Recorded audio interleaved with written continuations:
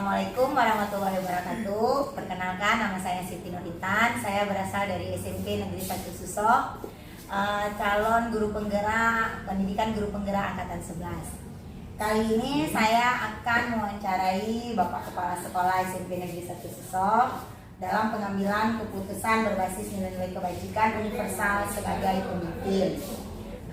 Baik, kita mulai aja Pak ya wawancara kita hari ini tentang pengambilan keputusan berbasis nilai-nilai kebajikan universal sebagai pemimpin. Pertanyaannya Pak kan, selama ini bagaimana Bapak dapat mengidentifikasi kasus-kasus yang merupakan yang mana dilema etika atau yang mana rujukan moral? Kalau melihat dari membedakan kasus, ya kan, kita dalam mengelola satuan pendidikan itu bisa nampak, nanti kita lihat dari pertama itu konflik nilainya.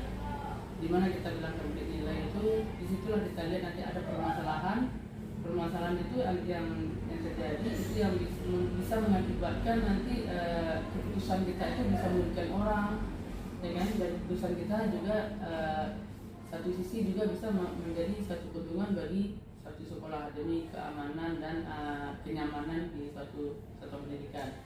Yang kedua juga bisa kita melihat dari konsekuensi yang sulit. Nah, dalam satu kita mengambil keputusan, kita kan itu gimana ya? Kalau dalam ambil keputusan kan kita sulit loh. Ini apa nanti dampaknya? Kan itu kan kita harus lihat juga tuh konsekuensinya dari keputusan kita apa atau kebijakan kita apa begitu. Dan juga nanti ada namanya tekanan moral. Kita lihat nanti kalau dengan dilema etika ini apa, kan ada terjadi tekanan moral dari kebijakan kita itu. Mungkin kita sudah mengambil suatu kebijakan atau keputusan ataupun teguran kepada guru, itu belakangan kan itu menjadi tekanan moral bagi kita. Ini guru ini akan menentukan bagaimana, apakah dia nanti akan jadi stres atau gimana kan itu. Itu salah satunya juga seperti itu. Dan selanjutnya otomatis berdampak pada kita kan ketidaknyamanan jiwa kita. Kan begitu, dari apa yang sudah kita ambil kebijakan kita jadi tidak nyaman, ya kan, itu jadi beban pikiran juga kita, kan begitu ya. Selanjutnya Pak ya, selama ini bagaimana Bapak menjalankan pengambilan keputusan di sekolah Bapak, terutama kan untuk kasus-kasus di mana ada dua kepentingan nih yang sama-sama benar atau sama-sama mengandung nilai kebajikan. Pertama sekali kalau kita dalam mengambil kebijakan itu secara personal, saya selaku pemimpin itu kalau yang seperti disampaikan ada dua kemungkinan ya. Yang itu pertama kita langkah pertama kita analisis dulu. Kita analisis dulu permasalahannya Pak. Jangan waktu kita langsung kita terima informasi langsung kita ambil kebijakannya kan, tapi kita analisis dulu. Kita analisis apa permasalahan, apa penyebabnya, mengapa bisa seperti itu, ya kan? Itu kita analisis dulu. Langkah kedua setelah kita analisis, kita baru musyawarah. Kenapa? Dalam satuan pendidikan itu kan bukan hanya kita sendiri selaku pimpinan, ya kan? Di situ ada kepala sekolah, ada wakil kepala bidang kurikulum kalau kita di sekolah kan, di SMP 1 Susoh maksudnya, ada wakil bidang kesiswaan. Yang kedua, yang selanjutnya nanti juga kan ada guru-guru yang kita anggap dia lebih senior, yang bisa kita tuakan lah dalam ataupun kita bisa mengambil pendapat dia dalam kita mengambil suatu keputusan gitu. Itu yang keduanya. Selanjutnya baru yang ketiga nanti kita melihat faktanya, betul nggak ya, fakta apa yang disampaikan, apa informasi yang kita terima dengan permasalahan tersebut. Itu harus kita lihat. Setelah itu baru kita mengambil keputusan. Jangan kita mengambil keputusan sendiri. Berarti itu udah termasuk langkah-langkah atau prosedurnya Pak ya? Atau ada langkah-langkah atau prosedur yang lain yang biasa Bapak lakukan selama ini? Sebenarnya kalau prosedur secara resmi atau itu tidak, cuma itu langkah-langkah yang kita terapkan. Itu demi kebaikan dalam saya memimpin dan juga kebaikan dalam satuan pendidikan yang saya pimpin, supaya tidak terjadi miskomunikasi, ya, kebahasannya mengambil keputusan sendiri, ya kan. Kemudian gini Pak, hal-hal apa saja yang selama ini Bapak anggap efektif dalam pengambilan keputusan pada kasus-kasus dilema etika? langkah-langkah kita dalam mengambil suatu keputusan itu harus kita pikirkan matang-matang, penuh strategi, ya kan? Jangan salah kita mengambil langkah nanti. Langkahnya gimana? Seperti yang saya sampaikan tadi. Ya, identifikasi dan sebagai ada Ya, musyawarah. komunikasi, musyawarah, ya kan seperti itu. Itu yang menurut saya seperti itu yang saya jalankan di tempat saya bertugas. Baik Bapak, kemudian hal-hal apa saja yang selama ini merupakan tantangan Bapak dalam pengambilan keputusan pada kasus-kasus dilema etika? Mungkin gini ya, kalau apa mah tantangan ya. Tantangan itu ya namanya kita mengambil suatu keputusan, bisa jadi kepuasan diri kita sendiri, ya kan? Atau kepastian kita sendiri. Cuman di orang lain mungkin tidak ketidakpastian. Kan tidak semua orang akan senang dengan keputusan kita, ya kan? Pertanyaannya. Yang kedua nanti juga nilai-nilai yang bertentangan. Seperti kita buat kehadiran jam sekian, kemudian ada orang yang tidak mau jam sekian, ataupun juga nanti kita ngambil keputusan, kita harus membuat seperti ini, dan ada juga yang tidak suka. Itu nilai-nilai bertentangan itu pasti akan terjadi. Itu tantangan namanya, ya kan? Tantangan nilai-nilai bertentangan kan. Nanti setelah itu kita dalam tantangan ini, dalam setiap mengambil keputusan itu ada namanya tekanan. Tapi biasanya kejadian itu tekanan dari luar atau eksternal, ya kan? Banyak itu kan. Dan satuan pendidikan itu kan tidak semudah yang kita anggap berjalan seperti itu, enggak. Di dalam itu ada hal-hal yang perlu kebijakan, ada tekanan kita dari luar, itu juga merupakan tantangan. Gimana kita menyelesaikannya permasalahan tersebut? Semuanya merasakan ya kan, dan apa yang kita putuskan itu dampaknya positif bagi satuan pendidikan, kan? Selanjutnya baru yang terakhir itu yang merupakan tantangan. Di saat khususnya saya nih ya, di pengalaman ya, di saat kita membina seorang guru, itu yang paling utama kita kendalikan adalah emosi.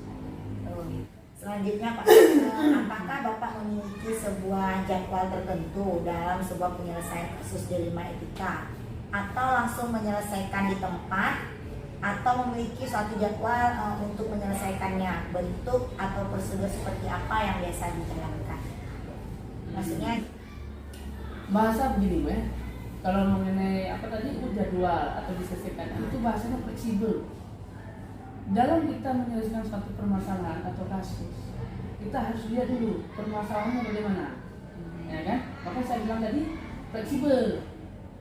Ada kasus yang harus kita selesaikan hari itu juga, saat itu juga, kan? Ada kasus yang harus kita bukan kita nggak menyelesaikan, bukan kita ulur-ulur, tapi kita melihat situasi permasalahan kasusnya bagaimana, ya kan? Kenapa? Seperti ini, kita tidak lepas juga dulu seperti yang saya sampaikan. Dalam menyelesaikan kasus itu kita harus mengidentifikasi masalahnya apa. Kita identifikasi dulu. Maka tidak semua kasus harus kita selesaikan di hari itu juga. Ada kasus itu yang sambil kita menunggu waktu itu kita identifikasi apa permasalahan. Dan kalau sampaikan tadi penyebabnya apa, mengapa, itu kita gunakan.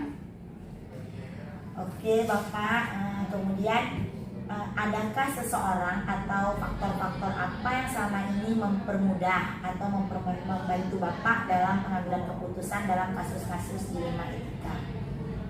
Dalam kasus-kasus dilema etika ini yang permudah saya yang pertama itu kan, maka kita jadi mudah. Maka satu sekolah itu harus membuat satu peraturan, ya kan? Selanjutnya itu yang bisa membantu saya bilang tadi, kita kan musyawarah. Ada konsultasi. Kawan kita atau rekan sejawat kita ini mau berkonsultasi dengan kita, mau bermusyawarah, itu sangat membantu. Tapi kalau seandainya mereka tidak mau, bingung kan? Kita sendiri selaku pimpinan, ini apa yang harus ambil keputusan, kan? Nanti aku ambil, menurut aku sini bagus, tapi menurut kawan tidak bagus. Kenapa? Karena kita satuan pendidikan rame, apalagi khususnya guru kan rame, kan nggak sama semua. Menurut kita bagus, kalau tahu kan nggak bagus, tapi dengan kita musyawarah kita bisa menyerap aspirasi dari kawan-kawan lain, ya kan? Aspirasi dari kawan-kawan lain. Dari situlah kita bisa mengambil satu keputusan dan solusi, kan gitu. Selanjutnya juga kita selaku pimpinan ini kan memang harus juga sering merefleksi kita.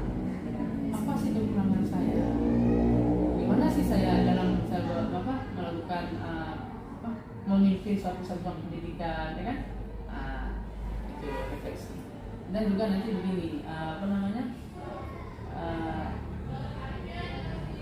poin selanjutnya itu mempelajari pendekatan lah katanya. Pendekatan terus studi kasus. Ini yang terakhir Pak ya, dari semua hal yang telah disampaikan, pembelajaran apa yang dapat Bapak petik dari pengalaman Bapak mengambil keputusan di rumah kita? Pembelajaran, ya kalau mau bicara pembelajaran ini ya banyak kita dapatkan. Mungkin saya sini sudah beberapa tahun bekerja di sini, ya. Nah, itu banyak. Itu pembelajarannya yang pertama kita mendapatkan tekanan dalam kita harus ada ketelitian, ya kan? Ketelitian dan pertimbangan. Selanjutnya yang saya dapatkan juga itu dalam kita suatu satuan pendidikan adanya komunikasi. Itu perlu kita bangun komunikasi di mana saja. Yang namanya dalam suatu organisasi kan harus ada komunikasi dan musyawarah, ya kan? Selanjutnya gimana ya? Yang dapat didapati itu nilai integritas, ya kan? Kita itu berarti harus berintegritas dalam mengambil keputusan apa dan sebagainya. Integritasnya harus kita kedepankan. Contoh nanti jangan sikit-sikit, karena ada anggota ini mau dipermudah, kan mau dipermudah, nilai integritas kita hilang nilai integritas kita. Malu kadang-kadang gimana ya, diantar ini, diantar itu, kan akhirnya kan kita nggak enak. Mau yang dia mau gimana ya, seenaknya gitu mau dipermudah kan terjual harga diri integritas kita kan gitu. Mungkin Ibu bisa mengerti maksud saya kan? Kan? Selanjutnya yang saya dapati, saya sampaikan tadi, selaku pimpinan ini memang kita tuh harus fleksibel. Nah, terima kasih sebelumnya Bapak telah menjawab pertanyaan saya, telah memberikan waktu. Mohon maaf jika ada kesalahan saya. Maka saya tutup wawancara hari ini. Assalamualaikum warahmatullahi wabarakatuh. Waalaikumsalam warahmatullahi wabarakatuh.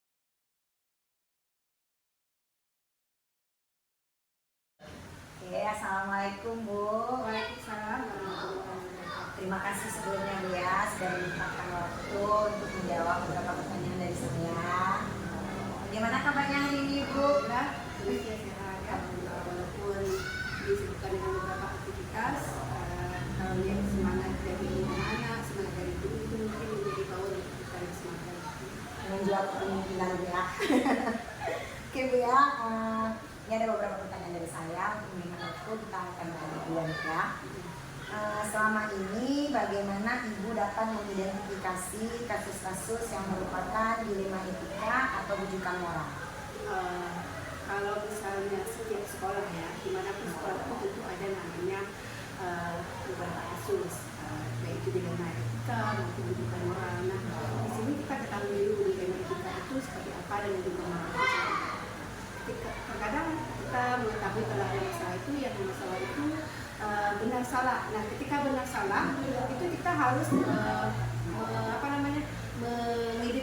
mengidentifikasinya itu dengan betul-betul. Nah, bagaimana cara mengidentifikasinya itu? Perlu adanya itu orang ketiga, yaitu guru, kemudian siswa, pokoknya yang berhubungan dengan warga sekolah. Kemudian juga ada namanya benar dengan benar. Nah, ketika benar-benar ini kan main perasaan ya Bu ya. Kadang kita kalau udah benar ini mana ya, yang mana yang harus kita pilih. Nah, di sini juga kita perlunya namanya itu adalah musyawarah. Nah, paling tidak dalam sepekan itu seminggu sekali lah kita kan ada namanya rapat dengan dewan guru. Di situ kita perlu tanya, dan bukan hanya di rapat itu tanya masalah yang ini aja, tapi juga tanya kabar siswa, kemudian apa ada masalah, itu perlu. Jadi istilahnya dapat laporan aja. Jadi insya Allah baik itu masalah yang dua-dua ini, ketika misalnya masalah itu bisa kita selesaikan dengan musyawarah, insya Allah bisa diselesaikan. Baik Ibu ya. Kemudian selama ini bagaimana Ibu menjalankan pengambilan keputusan di sekolah Ibu, terutama untuk kasus-kasus di mana ada dua kepentingan yang sama-sama benar gitu ya, atau sama-sama mengandung nilai kebajikan. Di sini yang pertama sekali yang perlu kami cara kami untuk menyelesaikan masalah itu yang pertama sekali kami di sini ada namanya, kami kan dapat informasi ya, kita kan setiap ini kan nggak mungkin tahu langsung, dapat informasi dulu, oh kasusnya seperti ini. Setelah kita mendapat kasus itu kita identifikasi kasus tersebut. Nah ketika kita mengidentifikasi kasus tersebut, kita perlunya adanya laporan, laporan dari kelas, guru bidang studi, kemudian teman sejawat temannya, kita kaitkan dengan laporan yang kita dapat. Nah setelah kita dapat laporan tersebut, baru kita apakah ini terlibat dengan kasus yang besar atau kecil. Kalau misalnya yang kasusnya sederhana ya kita bisa selesaikan dengan cara musyawarah. Nah kalau misalnya ini agak sedikit ini ya main perasaan atau melibatkan orang tua juga, kita perlu ada juga kumpulkan informasi ya, bukti, kemudian baru nanti kita musyawarahkan dengan guru, diskusikan permasalahannya, baru kita tarik satu keputusan. Ya insya Allah keputusan itu ketika kita tarik bersama-sama, bukan hanya kepentingan pribadi. Kalau misalnya kepentingan pribadi juga punya anak di sini, otomatis ya anak boleh sebenarnya nggak bersalah, tapi yang namanya kita lihat juga sisi-sisi yang positifnya. Kita ngambil keputusan itu untuk jangka panjang, bukan hanya jangka pendek saja. Itu aja. Betul-betul ini ya teratur ya peraturannya. Langkah-langkah atau prosedur seperti apa yang biasa Ibu lakukan selama ini? Langkahnya tadi yang pertama sekali kita adakan dulu, kita terima dulu kasusnya. Nanti dari misalnya dari kelas, dari yang lain kan, kita dapat kasusnya itu, kemudian setelah dapat kasus, kita identifikasi kasus tersebut. Oh kasus ini ternyata perlu waktu nih. Ada kasus yang memang nggak perlu waktu. Hari ini kita pengen, kalau kita bisa selesaikan, ada kasus yang memang dia itu butuh proses kumpulkan data semuanya kan. Kemudian baru kita setelah kita mengidentifikasi kasus tersebut, kita lihat juga ini dalam individu atau kelompok. Karena kan ada masalah itu yang dari sendiri, ada yang menyangkut dengan kelompok lain. Nah itu kita kumpulkan, kemudian baru kita sesuaikan dengan SOP sekolah. Kita kan setiap sekolah punya SOP dia. Kalau memang itu pelanggaran itu atau kasus-kasus tersebut yang memang itu melanggar SOP sekolah, itu ada hal-hal yang harus kita selesaikan. Nah ketika itu tidak melanggar SOP sekolah, kan nggak mungkin juga kita kait-kaitkan sedangkan nggak melanggar dengan SOP sekolah. Makanya perlu adanya peraturan atau tata tertib sekolah. Kemudian kita lakukan diskusi dengan guru, nanti guru kan ada laporan ya, kita diskusikan dengan guru semuanya bagaimana langkah yang kita ambil ini, nanti ada saran, masukan. Kalau misalnya masukan itu, kalau kita nggak perlu juga masukannya itu ya harus menjelekkan ya, kita ambil sisi positif, jangan sampai ini efeknya ini tapi kita ngambil efek negatif, tapi kita ambil efek positif untuk jangka panjang. Bagaimana istilahnya ini untuk sekolah lah, kita menjaga nama baik sekolah juga, menjaga nama baik orang tua juga. Kemudian kita perlu namanya refleksi Bu, jangan sampai nanti keputusan yang kita ambil kita nggak melakukan refleksi, ya udahlah, padahal ada perasaan orang yang tersakiti. Jadi perlu namanya refleksi, evaluasi lagi keputusan yang kita ambil, sehingga itu istilahnya berdampak positif untuk kedua belah pihak. Dan untuk sekolah juga. Jadi intinya pertama identifikasi dan musyawarah. Kemudian hal-hal apa saja yang selama ini Ibu anggap efektif dalam pengambilan keputusan pada kasus-kasus di lingkungan kita? Kalau kami yang lebih efektifnya itu ya namanya musyawarah ya, musyawarah dengan guru itu lebih efektif. Kalau misalnya untuk kepentingan pribadi kita nggak bisa, karena itu apapun itu karena ini sekolah itu warga sekolah itu juga termasuk guru, komite sekolah, kemudian penjaga sekolah, siswa juga warga sekolah, dan kita harus melibatkan mereka. Jadi itu istilahnya dengan musyawarah nanti kita bisa mendapatkan hasil yang ini lah, hasil yang lebih efektif ya. Jadi intinya musyawarah dengan warga sekolah ya. Ibu kemudian hal apa saja yang selama ini merupakan tantangan dalam pengambilan keputusan pada kasus-kasus di lingkungan kita? Tantangan pasti ada ya, apalagi kita rasa kepedulian manusia ya. Manusia itu kan sifatnya ada ini nggak enak ya, kan ada rasa kasihan ini enak ya, kepedulian kita. Tapi di sini kita sesuaikan juga dengan dengan kasusnya. Kalau memang kasusnya yang ringan, ngapain harus kita beratkan? Tapi kalau misalnya kasusnya berat ya kita sesuaikan dengan standar SOP sekolah. Karena mungkin juga kasus langsung kita bilang ini kasus besar. Mereka ada beberapa tahapan. Sebenarnya yang buat itu kasusnya itu besar tergantung kita. Kalau kita menyelesaikannya dengan cara yang baik, insya Allah kasus yang besar itu bisa selesai dengan baik. Betul Bu ya, betul-betul terstruktur sebenarnya. Kemudian apakah Ibu memiliki sebuah tata cara atau jadwal tertentu dalam sebuah penyelesaian kasus dilema etika? Apakah Ibu langsung menyelesaikan di tempat atau memiliki sebuah jadwal untuk menyelesaikannya? Bentuk atau prosedur seperti apa yang Ibu jalankan? Kalau dibilang jadwal Bu ya, seperti yang saya sampaikan tadi, kalau memang kasusnya itu ringan, maksudnya mudah, kita bisa selesaikan dengan itu saja. Kalau misalnya kasusnya itu perlu bukti, perlu laporan, perlu minta identifikasi lagi, ada maksudnya perlu orang lagi yang terlibat, itu kita atur waktunya.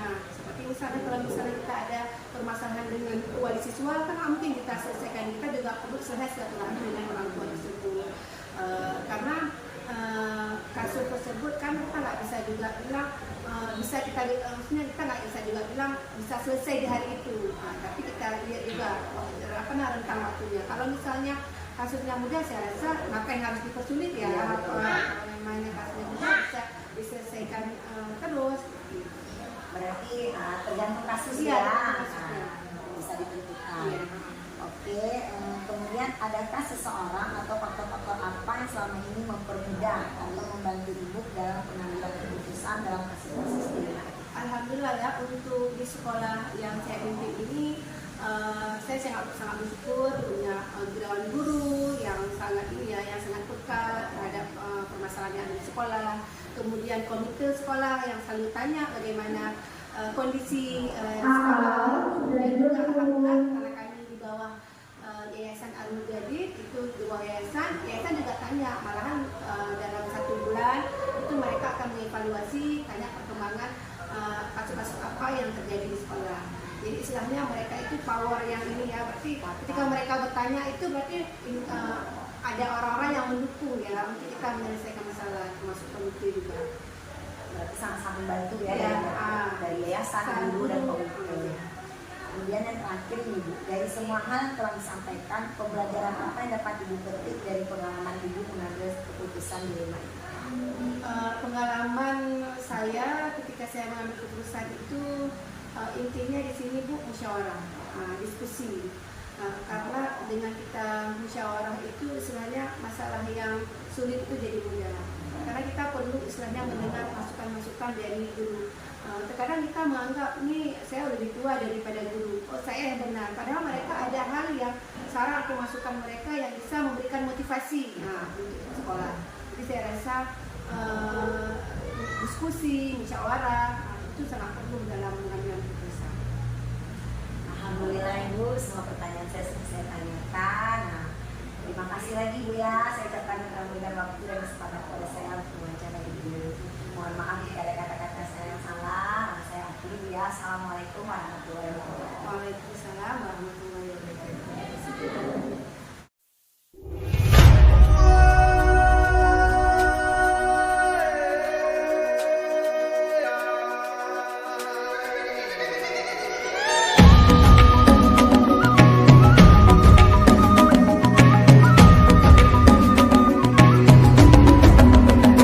Bangun dan bukalah matamu, saatnya